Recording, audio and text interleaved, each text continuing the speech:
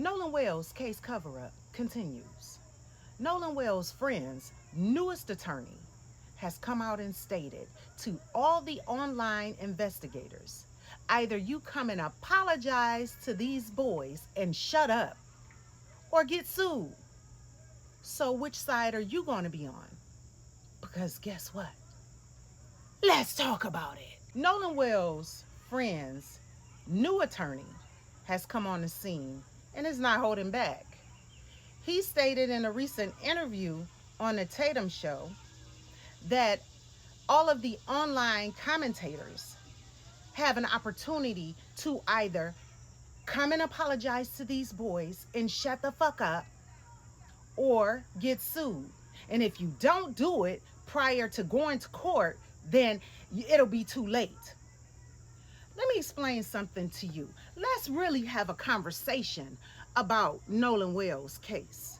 Let's talk about who truly introduced defamation and the race card in this case.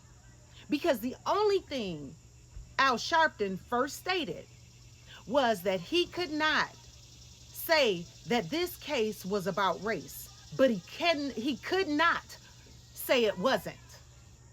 Brandon Tatum took that statement and turned it all the way around, basically said that Al Sharpton and Ben Crump was saying that these three boys did this to Nolan because he was black.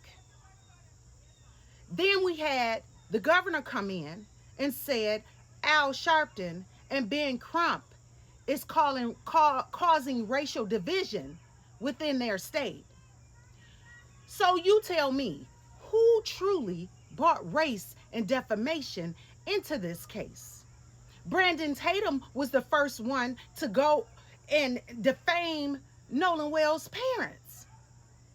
And now we have this attorney. Every week is a new tactic that they're coming and stating that what they'll do if people don't shut up. Well, I'm here to tell you, I'm here to say, I'm not that one of those that did it for clicks and views. I'm here to, just like Ben Crump and Al Sharpton first stated, that all they wanted was a open and complete investigation, transparency. That's all they were asking for. And for a governor to get online and defame them, stating that they were only coming because of racism, someone needs to explain to the governor as well as Brandon Tatum as to what a civil rights attorney does. Because this is what Brandon Tatum kept saying. Oh, Ben Crump only got it because they're black. Do you not understand? If this family felt as though their son's case was not being handled properly, that's against his civil rights. It had nothing to do with race. But you know what they were afraid of? Because of Mississippi's history. That's what it's all about. And for these boys, now they realize they can't do a podcast. They can't go on Tatum's podcast by themselves. So they got to have their attorney while he's signaling for them to do this and say that. And they're giving each other the eye contact. Go look at the podcast. I watched it completely. Here's a clip of the attorney's threat. And this makes them seem more guilty now than ever. Take a look at this clip. Do you feel like you got a good case here, or, what's your perspective in that? Because, people are online and obviously they know who you are. Obviously they know you represented Donald Trump in some pretty high profile cases. And so now that you've joined, or at least now you work for the young men here, you hear them say things like they've been accosted, they've been, threatened online.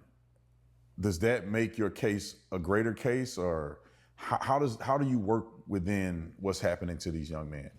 Well, unfortunately, I wish there was no case. I wish this hadn't happened. But unfortunately, because these things did happen, there is a case, and now there's multiple cases. And I'm gonna tell you something. If you're out there and you lied about these guys, you lied about my guys, you lied about Tyler's guys here, if you lied about Morgan, if you lied about Jax, if you lied about Warren, we're gonna get you. And you're gonna be hauled into court, you're gonna be held accountable, and it's gonna be very painful. And what I would say to the people who have done that is, now's your chance. If you want to apologize and retract before you find yourself in court, you should probably do that now. Because if you don't do that, once you're in court, now you just can't leave. You won't be able to get out of it. And we're not going to name names because there's some other folks who are doing that, and we want to be better than that. And I want to emphasize this, right? We're not here to guess. We're not here to speculate. We're only going to deal in facts, right? And here's the most important thing, right?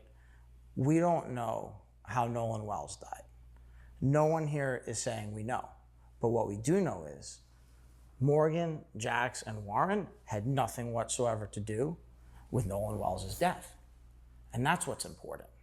And unfortunately, because there are people who want to divide a town and come in from the outside and tell people what to think and pit neighbor against neighbor, it compounds the tragedy. It magnifies the tragedy. No. You want to know what magnified this tragedy? Is we have a town that was on Horn Island when this young man became missing, and all of a sudden, poof, he just vanished. No one's seen anything. No one knows what happened to Nolan Wells. That's what magnified this case. Let's be truthful. Let's be honest. And especially since the young lady who has went out there now and showed all the cameras on that island, facing where the boats go and come from, but no one saw anything. Silence magnified this case.